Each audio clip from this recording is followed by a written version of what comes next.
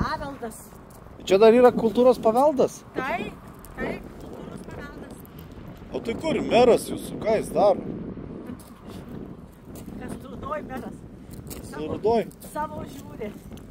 Savo žiūrė, o tai čia nedavažiuoja iki Antanavo? Nelabai jau čia reikia Antanavo. Jis čia turi kur nuvažiuoti Antanavo. O tenai irgi yra paveldas toliau. Na, ir bažnyčia mūsų. Nu, bet tai čia nuo Tarybų Sąjungos laikų niekas nedaryta. Nu, būtų išpirkti, ką žmonės sugeba tą pasidaro. O kas čia buvo seniau? Kas čia seniau buvo? Dievas čia, žinau, čia buvo koks šabanų čia koks gyvenamas namas, daras. Na, jūs atpažiūrėsite, ten yra plakatas, kaip jis atrodė tuo laiku. O dabar paveldas tai turėtų būti toks. O dabar matot koks.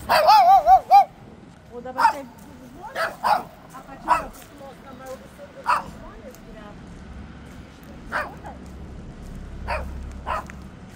Štai va čia, šis pastatas kultūros paveldo. Mažoji Lietuvos kultūros sostinė 2018.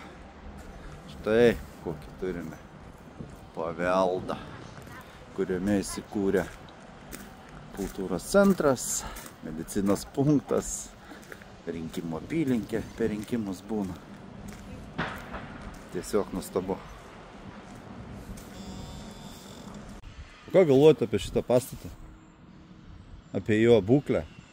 Bloga ta būklė, mes tai įsipirkę butus.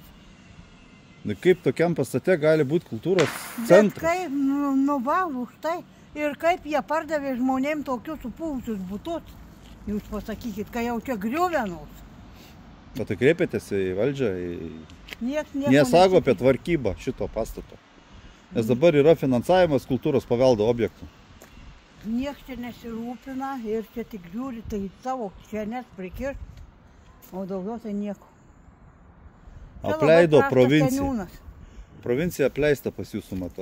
Taip ir labai. Jūs norit pasakyti, kad čia jam neskiria jokių pinigų. Tai skiria, mes ir sakom, kad yra skirta. Taip. Kodėl nesinaudoja, man? Iš mūsų reikalauja 1000 stogo dengimui.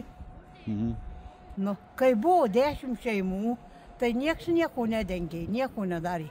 Dabar likom 2 senės pensininkės, tada jie reikalauja iš vienos 1200 stogui. Bent aš tai turiu tik kambarį ir virtuvę ir prašo iš manęs 1200, nu tai jau tikrai ne. Tai jūs čia tik 2 šeimos nu... Ne, nu tai dar čia va socialinis gal nežinau viršuj. Tas va vyrukas čia toks invalidas gyvena gale.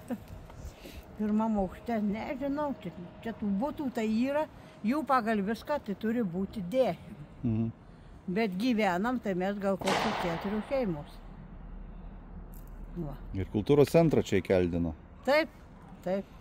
Į vieną butą. Tai buvo, žinokit, ir šarvojimo salė, toj salėje, kur šokom.